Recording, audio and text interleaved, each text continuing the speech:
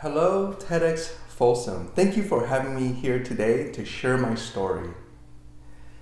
At a multinational technology company, I had the opportunity to work abroad in the great nation of Singapore. While working there, I was the first to come into work and the last one to leave. Or so I thought for the first few months. Until one day when I had to work late to finish a project. By 5:30 p.m., like clockwork, everyone left, leaving a quiet area for me to focus. However, around 6:30 p.m., everyone returned and started filling up the office again. Puzzled, I walked over to the team lead and said, "Are you guys working late today as well?"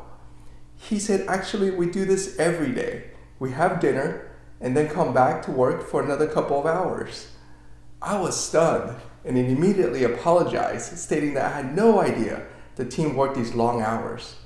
He laughed and generously reassured me that he understood the working hours in the US were different, i.e. shorter. However, it was his question that followed that launched years of exploration on my part. He said, in the most respectful way, "I know the US doesn't work as many hours as we do in Singapore, yet how is the US so darn productive?" I asked him to clarify what he meant by productive. He was referencing productivity in economic terms, a country's gross domestic product, also known as GDP, as measured by the market value of the goods and services a country produces. Surprisingly, he and I found data in 2001 when I was working there that showed people in the US worked 30% fewer hours than those in Singapore, and yet the US generated 30% more output. This data can be viewed in a nice visual today at ourworldindata.org website. Now, this doesn't mean we, the US workers, are faster at building the same widgets, a generic term for any good produced, but it could mean that we've invented machines to automate and accelerate the process or build widgets that are valuable to other countries to buy. Both contribute to our increased productivity. Both are the result of innovation. Innovation is how we can work fewer hours yet be more productive as a country. I encourage you to explore with me 3 social norms that impact innovation. First, the desire to innovate. A friend of mine started a new IT support position at a company which I will not name. On the morning of his first day, he logged into the IT ticketing system, printed out the highest priority ticket, and began reading it. His manager walked over and asked him what he was doing. My friend responded that he was starting to work on the support tickets. His manager replied, "What do you think will happen to our jobs if we took care of all these tickets? Slow down, relax, and make sure there are always at least 3 high priority tickets in the system." In this work environment, do you think there's a desire to innovate, to increase productivity? And although this is an extreme example, many of us are in similar work environments where we are comfortable, on cruise control. We don't want to innovate to increase productivity because it means taking on more responsibility or doing something different. We fear losing our jobs to technological advances or the more recent hype, artificial intelligence. Rather than innovate, we cling on to the hope that our jobs or industry won't be transformed or made obsolete. On the contrary, we want to be at the forefront of innovation. We must overcome these fears and instill in ourselves the desire to innovate. After all, if we are not the first to innovate and another company or country beats us to it, the effects will be even more devastating.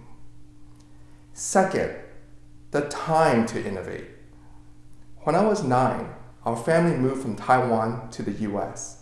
When I asked my parents why we moved, they said they saw me smothered by school and homework with little time for play. This could have been the nicest way for a parent to say that I probably wasn't the best at school, at least within the school system at Taiwan. You see, Taiwan claimed the world's top spot for the longest high school day at 9.5 hours.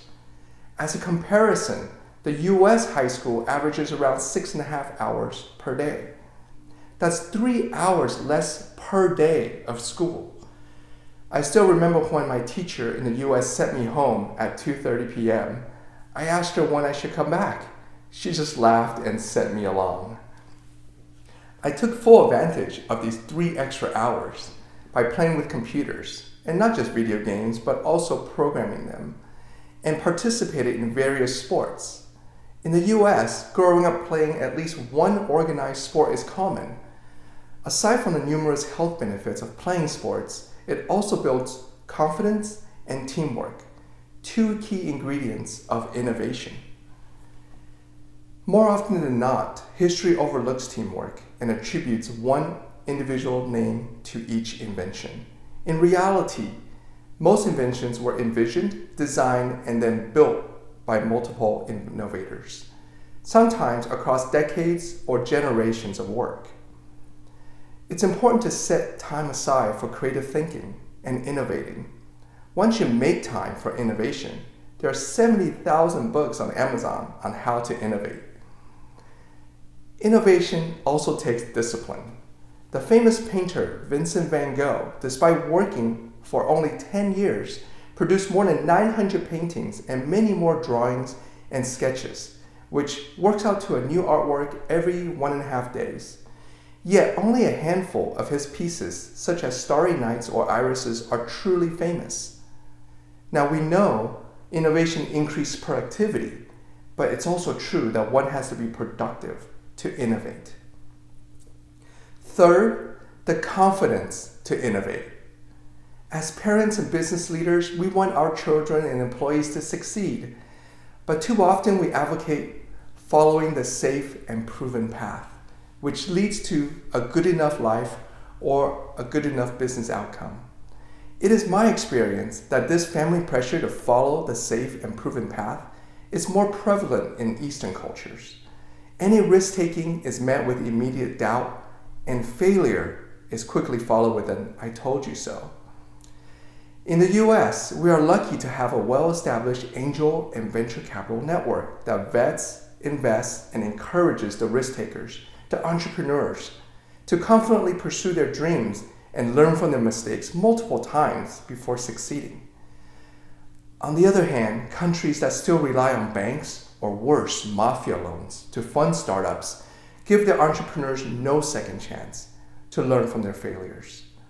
After all, Edison Labs failed at least 1,000 times until they achieved a working light bulb.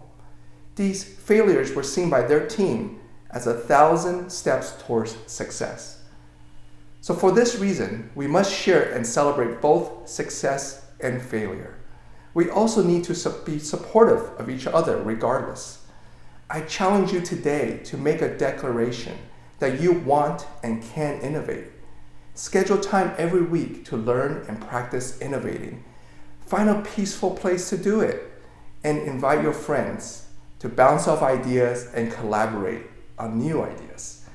Be fearless, accept risk and failure as part of the process, be confident, and most importantly, have fun with it.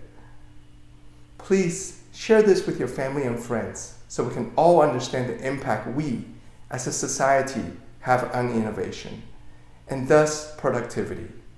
Let's innovate to work less and produce more. Thank you.